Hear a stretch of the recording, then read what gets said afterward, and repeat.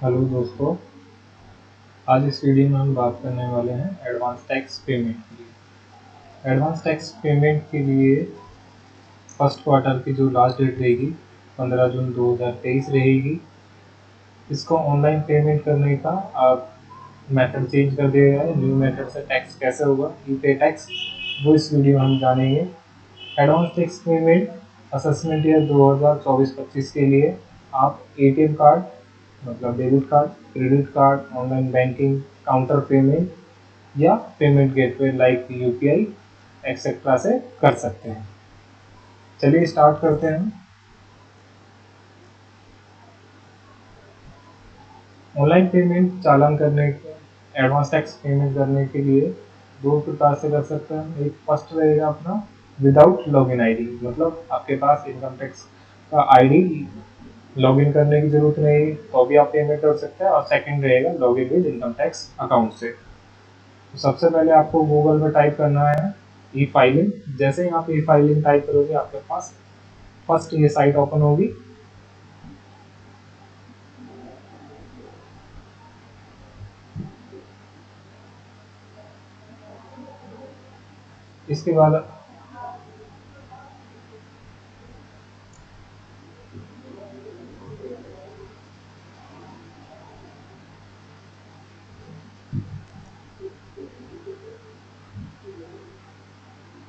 इसके बाद आपको इस साइट पे क्लिक कर देना।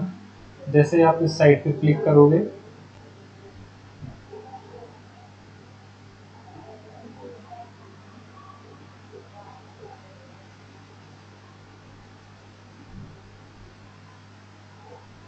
इसके बाद आपके पास नेक्स्ट पेज खुलेगा।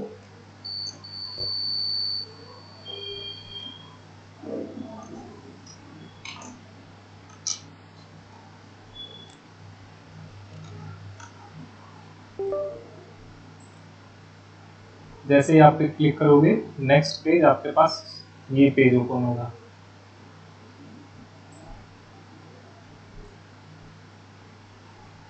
यहाँ लॉगिन क्लिक आईडी लॉगिन करके भी आप पे कर सकते हो और विदाउट लॉगिन करके। तो सबसे पहले आपको क्लिक करना है इस पे, अगर आप विदाउट लॉगिन करना है ई पे टैक्स। जैसे ही आप इस पे क्लिक करोगे आपके पास नेक्स्ट पेज होगा ये वाला ओपन। यहाँ आपको पैन नंबर डालना है। पैन नंबर तब डालना होता है जब आप टीडीएस का पेमेंट कर रहे हो। तो हमें इनकम टैक्स एडवांस टैक्स का पेमेंट करना होता है। तो अभी हम एडवांस टैक्स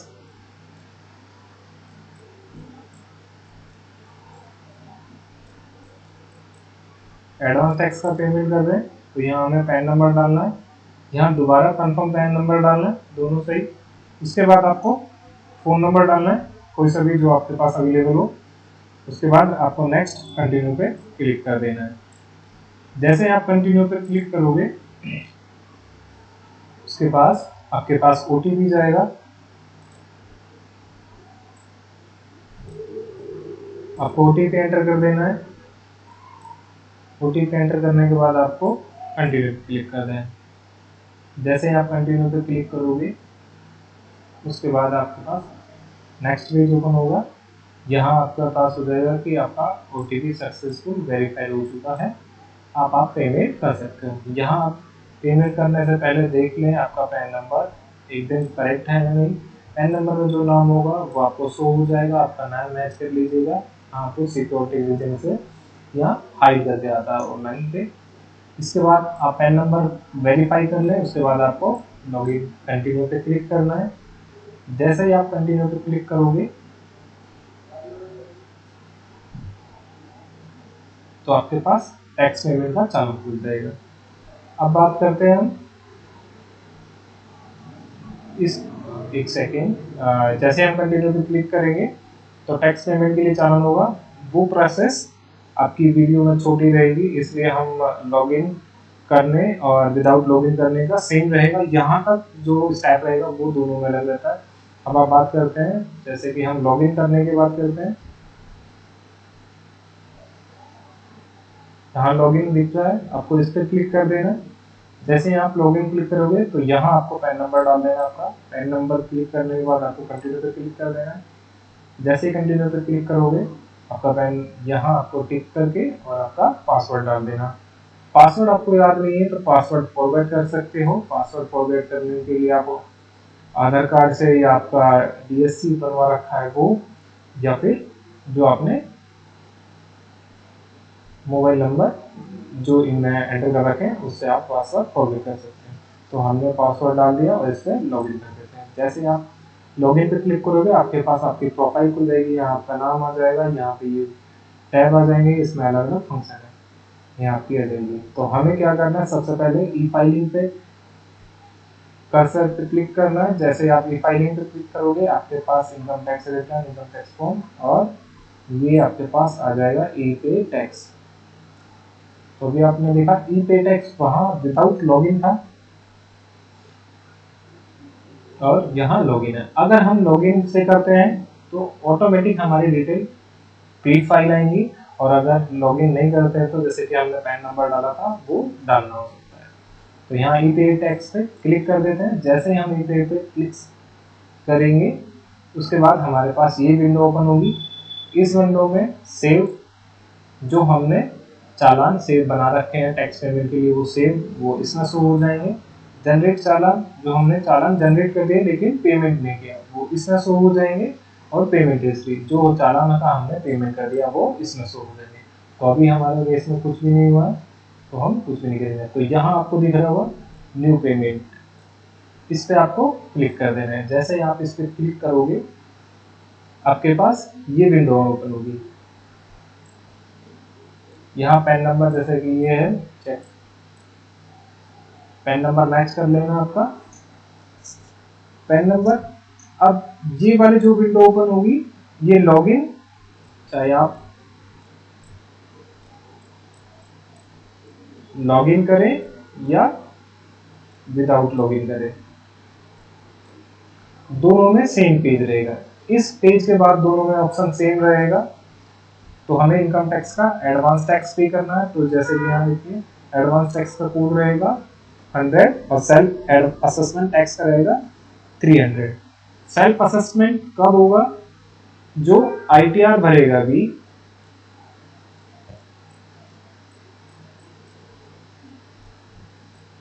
कौन सी 23 और 24 की असेसमेंट ईयर। अगर कोई आईटीआर भर रहा है और उसका टैक्स बन रहा है तो उसको सेल्फ असेसमेंट वाला भरना है। तो अभी हम इनकम टैक्स पे कर दें, जो कि एडवांस टैक्स, दोनों इनकम टैक्स होता है, ये एडवांस टैक्स इनकम टैक्स का पार्ट होता है। तो यहाँ हम प्रोसीड पे क्लिक कर देंगे। जैसे प्रोसीड पे क्लिक करते हैं तो हमारे पास ये विंडो ओपन होगी। यहाँ असेसमेंट ईयर, ये मोस्ट इंपोर्टेंट पॉइंट है, आप इसको ध्यान रखें कि असेसमेंट ईयर एडवांस टैक्स पे कर रहे हैं तो हमें 24-25 ही लेना है, किसी भी गलती में आपको 23-24 नहीं लेना है, ध्यान रखें। तो हम 24-25 सेलेक्ट कर लेते हैं असेसमेंट ईयर। जैसे सेलेक्ट कर लेते हैं उसके बाद हमारे पास ये टाइप ऑफ पेमेंट ओपन हो जाएगा। यहाँ ये ओपन हो गया तो यहाँ हम एडवांस टैक्स सेलेक्ट कर लेते हैं, उसके बाद कंटिन्यू पे क्लिक कर देते हैं। जैसे ही हम कंटिन्यू पे क्लिक करेंगे उसके बाद ये हमें शो हो जाएगा आपका पैन नंबर, ये मैच कर लेना।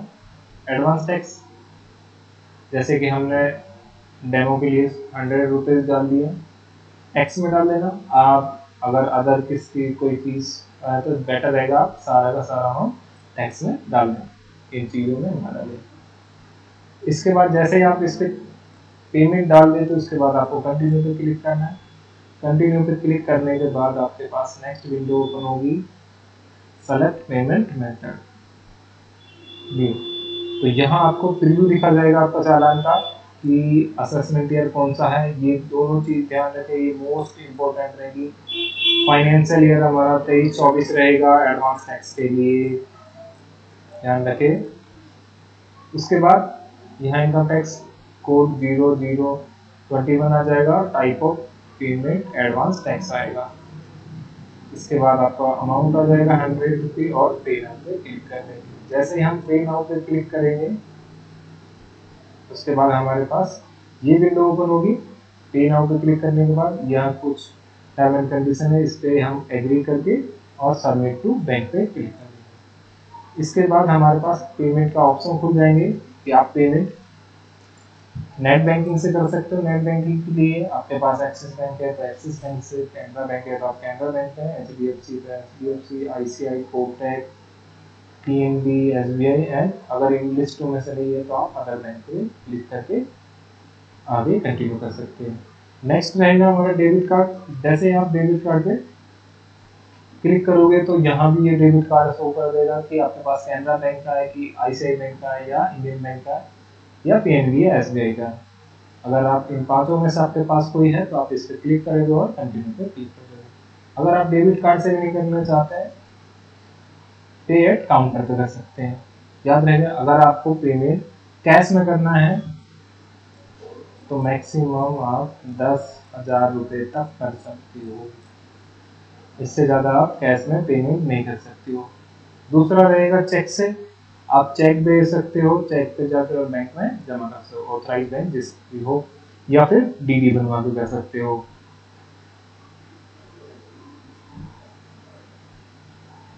फॉर एग्जाम्पल हमें कैश में करना था, हमें बैंक ऑफ बड़ौदा से कैश में 10,000 रुपये तक का जमा कर सकते हैं। नेक्स्ट पॉइंट रहेगा इसमें जो पेमेंट का मेथड रहेगा आरटीजीएस या एनईएफटी। आप इस अगर इसका पेमेंट ऑप्शन को सेलेक्ट करते हो तो आप किसी भी बैंक में जिसमें ये फैसिलिटी प्रोवाइड की गई है आरटीजीएस के पेमेंट में, आप चालान बनाकर और वहाँ पेमेंट कर सकते हैं। नेक्स्ट है पेमेंट गेटवे। ये अभी नया मेथड हो रहा है, इसमें अब आप debit card, credit card, UPI से पेमेंट कर सकते हो। क्रेडिट कार्ड से भी कर सकते हो, एटीएम से भी कर सकते हो, या फिर यूपीआई से भी पेमेंट कर सकते हो। आप अगर इनमें से किसी बैंक का आपके पास डेबिट क्रेडिट कार्ड है तो आप ये सेलेक्ट कर सकते हो। पेमेंट गेटवे मेथड है जो आपको पेमेंट करने के लिए प्लेटफॉर्म प्रोवाइड करता है। यहाँ मैं एक चीज बताना चाहूंगा कि यदि आप क्रेडिट कार्ड का पेमेंट यूज करते हो तो इनमें से आप कैनरा बैंक को सेलेक्ट कर सकते हो, क्योंकि क्रेडिट कार्ड में इसमें चालान, जो क्रेडिट कार्ड के चार्जेज हैं वो कम है। क्रेडिट कार्ड अगर आपके पास कैनरा बैंक का है तो 0.47% चार्जेस लेगा, और अगर अदर बैंक का है तो भी आपके पास, अगर बाकी के जो इसमें पेमेंट गेटवे मेथड है उसमें एक्स्ट्रा चार्ज ले सकता है, जैसे कि बैंक ऑफ महाराष्ट्र, एसबीआई का इसमें बिल दिखा रखा है, लेकिन अभी हम कैनरा बैंक का यूज करेंगे प्लेटफॉर्म। जैसे ही हम कैनरा बैंक का सेलेक्ट करेंगे उसके बाद हम डिटेल डाल देंगे। यहाँ ये ऑप्शन पूछ लेगा कि आप पेमेंट, ये पेमेंट गेटवे खोल दिया है इन्होंने कैनरा बैंक का। आप यहाँ आपसे पूछ रहा है कि आप यूपीआई से करना चाहते हो, क्रेडिट कार्ड, डेबिट कार्ड से करना है, नेट बैंकिंग। यहाँ हम क्रेडिट कार्ड को सेलेक्ट कर लेते हैं और क्रेडिट कार्ड को, जैसे ही आप क्रेडिट कार्ड को सेलेक्ट करेंगे ये आपसे डिटेल पूछेगा कि आप क्रेडिट कार्ड के नंबर या डेबिट कार्ड के नंबर, यहाँ शो कर रहा है ये मेरे पास क्रेडिट कार्ड है तो मैं यहाँ क्रेडिट कार्ड का नंबर डाल देता हूँ। यहाँ एक्सपायरी डेट डाल देना है क्रेडिट कार्ड का, जो शोरूम या सीवी डाल के यहाँ आपके क्रेडिट कार्ड का जैसा नाम लिखा है वो नाम टाइप कर देना। यहाँ टिक, अगर आप फ्यूचर में इस ऑप्शन को चेकआउट करना चाहते हैं, मतलब आप चाहो कि डिटेल नहीं डालना पड़ा, सेव रहे, आप इस पर टिक करना, अदरवाइज टिक नहीं करना। मैं इस पर टिक नहीं करना चाहूँगा। इसके बाद आपको जैसे ही हम डिटेल सारी डाल देंगे प्रोसीड पे क्लिक कर देंगे, लेकिन प्रोसीड से यहाँ देखिए ये मैं 10 रुपये का पेमेंट कर रहा हूँ तो ये समझने के लिए 10 रुपये, उसके बाद कन्वेंस फीस ले रहा है 0.5 और जीएसटी ले रहा है 0.001, तो टोटल जो पेमेंट हो रहा है 10 रुपये 6 पैसे हो रहा है। और प्रोसीड पे क्लिक करेंगे। जैसे प्रोसीड पे क्लिक करोगे आपका चालान जनरेट हो जाएगा। डेमो के लिए मैं एक चालान दिखाना चाहूँगा आपको। चालान इस टाइप का होगा, इनकम टैक्स पेमेंट। यहाँ आपका पैन नंबर आ जाएगा, पैन नंबर चेक कर लीजिए। इसके बाद यहाँ आपका नाम आएगा, जो आपका पैन नंबर में नाम है वो चेक कर लीजिए सही है क्या। असेसमेंट ये ध्यान रखें, यहाँ ये डेमो है इसलिए 23-24 नहीं है, ये मैंने एडिट किया है इस वजह से ये मिस्टेक रह गई।